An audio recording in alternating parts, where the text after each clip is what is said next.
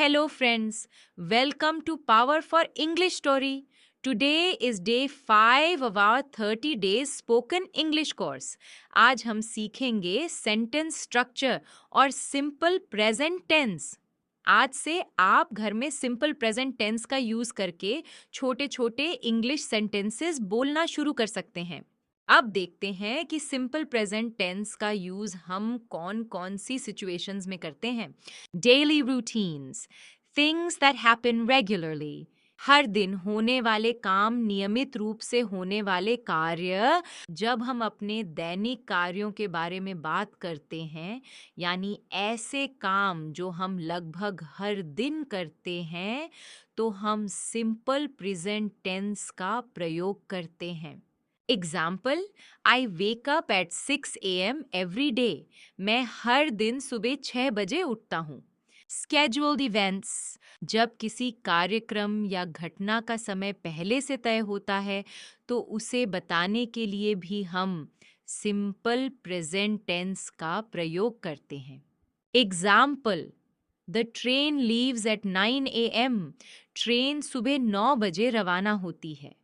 Habits and routines, जब हम किसी व्यक्ति की आदतों या उसकी नियमित दिनचर्या के बारे में बात करते हैं, तब हम सिंपल प्रेजेंट टेंस का प्रयोग करते हैं. Example, she drinks T every morning. वो हर सुबह चाय पीती है. जनरल ट्रूथ्स एंड फैक्ट्स, जब हम ऐसी बातों की चर्चा करते हैं जो हमेशा सच होती हैं या जिन्हें सामान्य तथ्य माना जाता है, तब हम सिंपल प्रेजेंट टेंस का प्रयोग करते हैं. Example, the earth revolves around the sun. पृथ्वी सूर्य के चारों ओर घूमती है. रिपीटेड एक्शंस, बार बार या नियमित अंतराल पर होने वाली क्रियाएं. जब कोई काम बार बार या निश्चित समय अंतराल पर होता है, तो उसे व्यक्त करने के लिए हम सिंपल प्रेजेंट टेंस का प्रयोग करते हैं. Example, he goes to the gym twice a week. वह सप्ताह में 2 बार जिम जाता है. परमानेंट सिचुएशंस, जब कोई स्थिति लंबे समय तक एक जैसी बनी रहती है, तब हम सिंपल प्रेजेंट टेंस का प्रयोग करते हैं. Example, she lives in Delhi. वह दिल्ली में रहती है.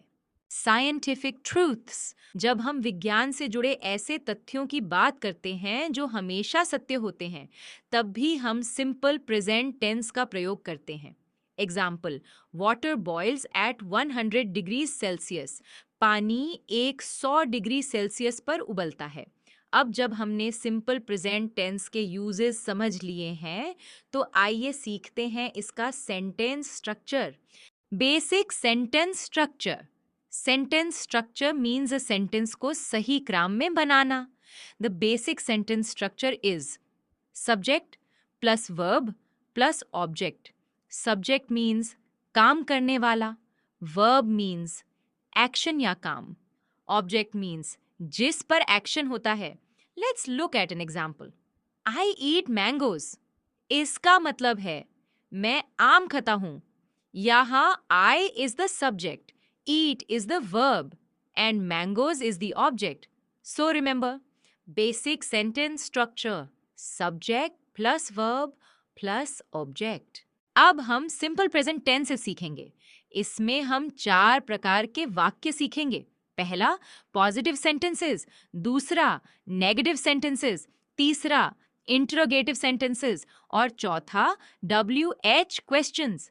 पॉजिटिव सेंटेंसेस यानी सकारात्मक वाक्य, नेगेटिव सेंटेंसेस यानी नकारात्मक वाक्य, इंटेरोगेटिव सेंटेंसेस यानी प्रश्नार्थक वाक्य, और WH क्वेश्चंस यानी क्या, कब, कहाँ, क्यों, कौन और कैसे जैसे प्रश्नों वाले वाक्य. सबसे पहले हम पॉजिटिव सेंटेंसेस सीखेंगे. तो चलिए पॉजिटिव सेंटेंसेस की शुरुआत करते हैं. अब हम पॉजिटिव सेंटेंस स्ट्रक्चर सीखेंगे. Structure number 1, subject plus V1 plus object. इस स्ट्रक्चर का प्रयोग हम आई, वी, यू, दे और सभी प्लूरल सब्जेक्ट्स के साथ करते हैं. एग्जाम्पल्स देखिए. I play cricket. मैं क्रिकेट खेलता हूँ. वी स्टडी इंग्लिश, हम इंग्लिश पढ़ते हैं। दे गो टू स्कूल, वे स्कूल जाते हैं। यू स्पीक इंग्लिश वेल, तुम अच्छी इंग्लिश बोलते हो। अब सीखते हैं structure number 2। Subject plus V1 plus object S/ES। He, she, eat और किसी भी सिंगुलर सब्जेक्ट के साथ वर्ब में S या ES लगता है। उदाहरण देखिए, ही प्लेस क्रिकेट, वह क्रिकेट खेलता है। शी रीड्स बुक्स, वह किताबें पढ़ती है। इट वर्क्स वेल, यह अच्छे से काम करता है। Rahul goes to school, Rahul school जाता है। अब सीखते हैं rule of S and ES। ज्यादातर वर्ब्स के साथ हम केवल S लगाते हैं। Play plays, read reads, work works. लेकिन जिन वर्ब्स के अंत में CH, SH, SX या O आता है उनमें ES लगाया जाता है। गो goes, watch watches, wash washes, fix fixes. अब कुछ एग्जाम्पल्स देखते हैं। ही गोज टू स्कूल, वह स्कूल जाता है। शी वॉचेस TV, वह टीवी देखती है। ही वॉशेस क्लोथ्स, वो कपड़े धोता है। याद रखिए, I, we, you, they और प्लूरल सब्जेक्ट्स के साथ वर्ब की फर्स्ट फॉर्म आती है, जबकि ही, शी, इट और सिंगुलर सब्जेक्ट्स के साथ वर्ब में S या ES लगाया जाता है। अब हम सीखेंगे सिंपल प्रेजेंट टेंस के नेगेटिव सेंटेंसेस। नेगेटिव सेंटेंसेस यानी नकारात्मक वाक्य। इन वाक्यों में नहीं का भाव होता है।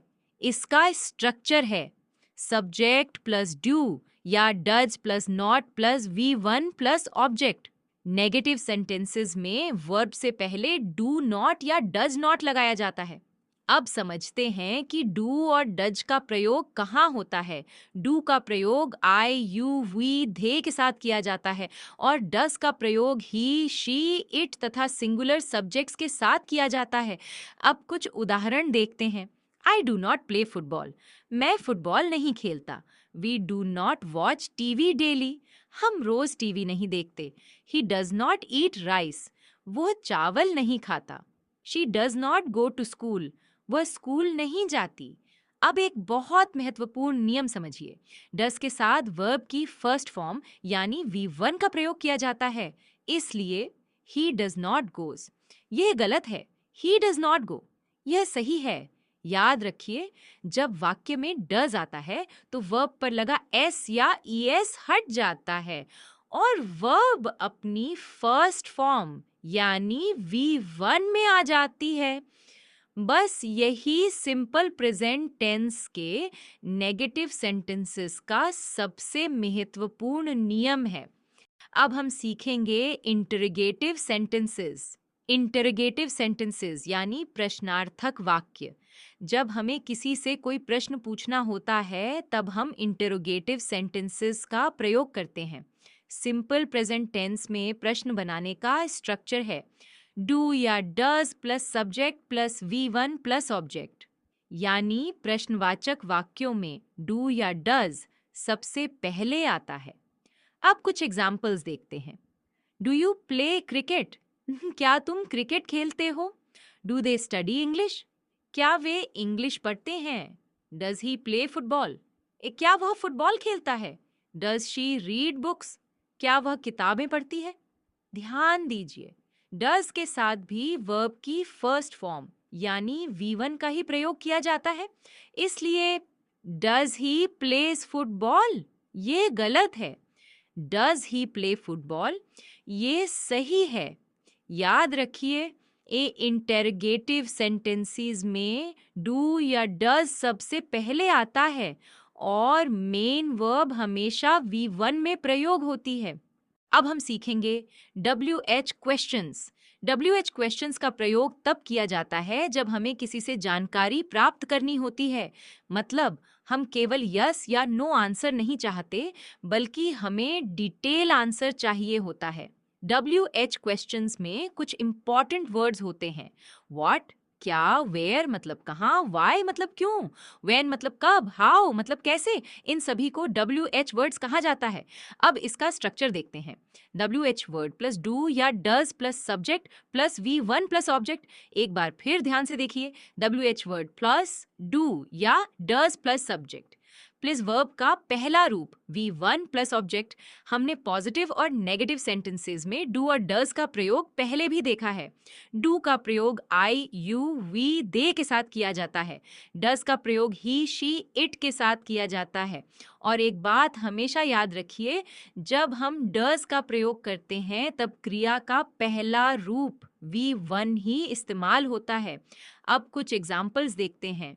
Where do you live? तुम कहाँ रहते हो? What does she eat? वह क्या खाती है?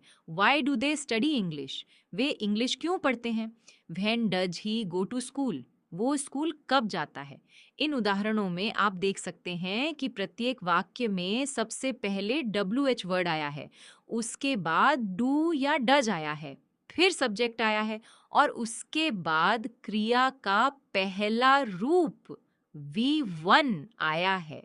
अब तक हमने इस वीडियो में sentence structure, positive sentences, negative sentences, interrogative sentences और WH क्वेश्चंस देखे हैं। साथ ही हमने ये भी समझा कि S और ES का रूल कब लगता है, डू और डज का यूज कब होता है।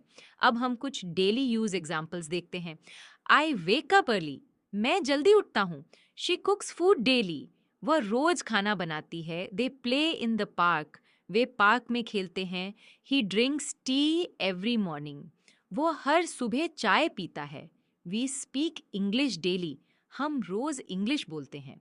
आप भी इन सेंटेंसेस की डेली प्रैक्टिस कीजिए और ऐसे सिंपल प्रेजेंट टेंस के सेंटेंसेस रोज बोलना शुरू कीजिए। जितना ज़्यादा आप प्रैक्टिस करेंगे उतनी ही जल्दी आपकी इंग्लिश इम्प्रूव होगी। अब आप घर पर छोटे छोटे इंग्लिश सेंटेंसेस बोलना शुरू कर सकते हैं। Thank you for watching.